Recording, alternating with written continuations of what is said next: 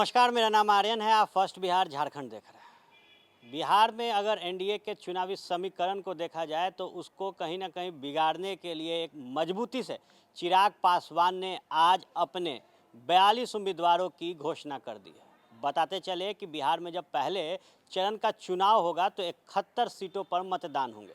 ऐसे में अब जब राजनीतिक दल अपने उम्मीदवारों के नाम की घोषणा कर रहे हैं, वहीं चिराग पासवान ने 42 उम्मीदवारों के नाम की घोषणा करके कहीं न कहीं मुख्यमंत्री नीतीश कुमार के लिए बड़ा परेशानी बना दिया है। बताते चले कि चुनावी गणित के पहले चिराग पासवान ने जिस तरीके से मुख्यमंत्री नीतीश कुमार का विरोध किया और 143 सीटों पर अपने उम्मीदवार उतारने की बात कही, इसके साथ ही जिक्र हुआ कि जितने 143 सीटों के उम्मीदवार होंगे वो हर एक उम्मीदवार जेडीयू के खिलाफ होंगे। ऐसे में अब जब 42 उम्मीदवारों के नाम लोजपा ने बता दिए हैं तो चर्चा गर्मा गई है। बताते चले कि ब्रह्मपुर सीट पर लगातार सियासत गर्म थी। एक तरफ जेडीयू उस सीट को अपने पाले में डालना चाहती थी तो दूसरी तरफ भारतीय जनता पार्टी इस सीट को अपने पाले में, लेकिन ये सीट वीआईपी के पास चली गई और वीआईपी अपने उम्मीदवार को यहाँ से उतारेगी। बहरहाल ब्रह्मपुर की सीट पर एक दमदार प्रत्याशी लोजपा ने उतार दिया है। हुलास पांडे यहाँ से लोजपा के उम्मीदवार होंगे। अब जब 143 सीटों पर अपने उम्मीदवार उतारने की बात चिराग पासवान ने की थी और परेशानी लगातार नीतीश कुमार और जेडीयू के लिए वो बनने वाले थे, तो कहीं ना कहीं अब एक बड़ा चैलेंज वीआईपी के लिए ब्रह्मपुर के विधानसभा सीट पर देखने को मिलेगा, क्योंकि चिराग पासवान ने जिस उम्मीदवार को टिकट दिया है, जिनका नाम हुलास पांडे है, वो बेहतर ढंग से ब्रह्मपुर के समीकरण को जानते हैं।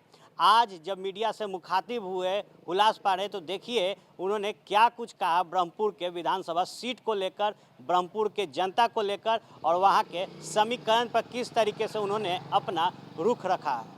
ब्रह्मपुर के विधानसभा को सभी मतदाताओं को सबसे पहले आप सबों के माध्यम से प्रणाम। हम यहाँ उनका बेटा और भाई बनकर सेवा बनने आए हैं। यहाँ हमको नेता नहीं बनना है, उनके भाई और बेटा बनकर हमको सेवा करने आए हैं।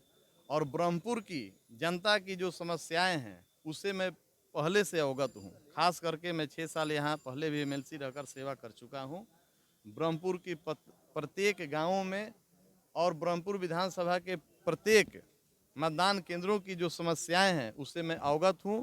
सबको सूचीबद्ध किया है और वही हम लोगों का घोषणा पत्र भी है कि कैसे तेजी से ब्रह्मपुर का विकास किया जाए और जो समस्याएं हैं उसको जल्दी से जल्दी उसका निदान किया जाए। राजनीतिक टेम्परेचर क्या होगा? राजनीतिक टेम्परेचर क्या होगा? शाहबाद का राजनीतिक टेम्परेचर आपने बढ़ा दिया है। ये आप लोग तय करेंगे, ब्रह्मपुर की जनता तय करेगी और शाहबाद की जनता तय करेगी।